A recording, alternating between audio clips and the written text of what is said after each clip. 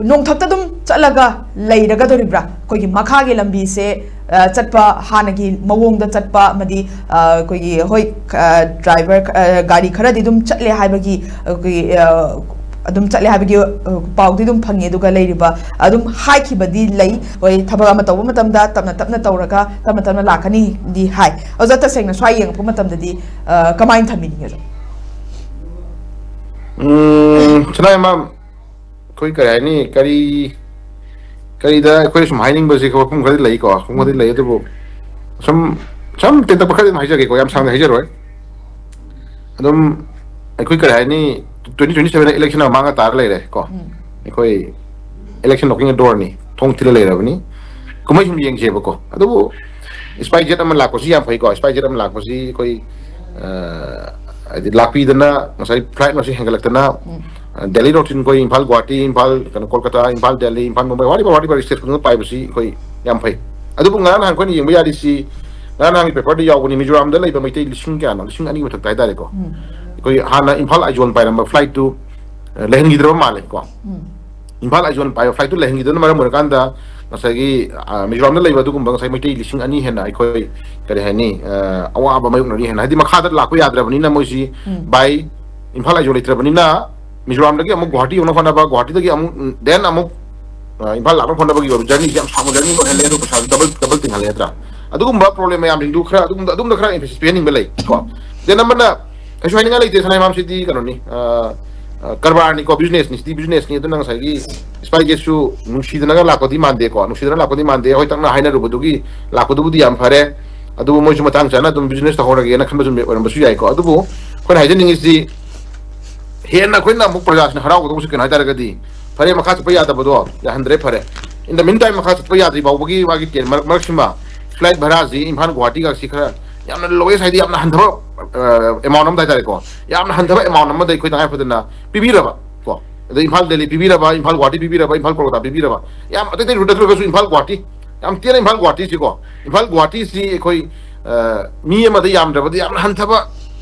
handha price am da handha amount am da bharaj pibiraga di ko प्रजासुशन हराउने हजिति Imphal Guwahati का से कोई another थाम वालिंग एतर दम कुनि वालिंग नम तरानी वालिंग कक्त्रगति खुद हेंग पाइनिंग हंसि पाइनिंग का चपज फंगदबा देन नमन नंग सही कर हैनी इम्फाल गुवाहाटी जे पालिसिंग चाइ तो हम दुगे लेबा 3 निपाल लेबा 10 लेबा कुल ओन लेबा याउ को फ्लक्चुएशन जेदुना सुगु मयाम जी येंगुरगदि खोजि खर वाइ को अदुना खर वाइ दु की वानी अदुना सही लेरिसि कर हैनी चिन्ना खरा standard वांगबा high level profile level kangu singi ba magi part am nem thamasi ka sukai de masidi da no voice pai jet am hengat pa ekoi adum ka sukai de ko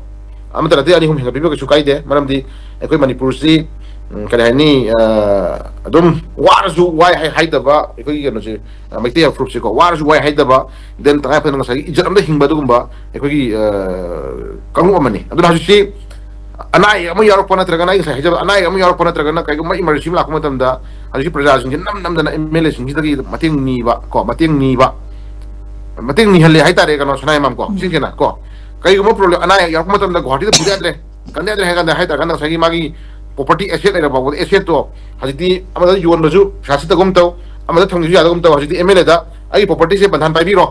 ko ai property yon jara ke ga na hai ga dum sing mag na no to have na se de ko no to have se de adu bu sen khada di area khada di ka dogi bu matagi paisa ju pi ba bo su khomba natro paisa ju pi ba mateng pang ba su pha ba bo su khomba then adagi then ngamaga na mai thu cha khon la hu ba natra sigi oba image am sang sathara iduna khara sang sathagi dong mali maram di 27 election je knocking door ne ko duna 27 election da ko 27 election da sai koi mioi ba je migi laman ma to luraga di migi laman ma pusul luraga di madu khulang naman sing baina koi pai pu poro da dum kara ni magi man naman to le bani nei koi simadi sindok piraji ko simadi sindok piraji ga khan dum lai da pramani ko khan dum lai da dun adu ki portion du dei koi na se nam da na MLA sing da gi ta pa tre koi hasu se mating ni be hen koi ji lai re ba ko duna lai da su da tang la ba hadi thoi kan nam khon na pa masa ma su gi le su tam nam khon na pa ing manung any awam da mating pa na khon na tam da angam mo dagi mating han ni na khon na ko ni halla bani na adum vote leng da lebi mamim ta halme mami sang chathana be mamim leire ko duna si yam sang de haining de adu spy jet lai yam phare bhara ji yam khongran de ningi ko khara ta han de ningi ko na yori ba flight me yam ji ta pa de koi yam na ata ma man da koi raji kan na ba lambi de makhad phau ya de mak sibau di koi ton janing sinai mang ko sima koi thamjage adu de namar ngasagi khon du da moi mi lakwa ekoi nungsina tawba ekoi nungsina tawba heli ba makhai ekoi nungsina tawba heli ba makhai mo ne nungsi bi ka dong ne happening sai posen tra ada ekoi nang janing is di ekoi gi di nungsina ko pe honorable cm nauna khanbira ba nauna cm gi dai lobi di ba honorable cm na ngarang na announcement to thokre ko any kuki gi ipai ja sinau mayama du mayama ha imphal la ana yangi lakpa matam da koi thonglaw hangjari government dai logani ga na phong law re ko yam phai adu nushina bi ka amani ko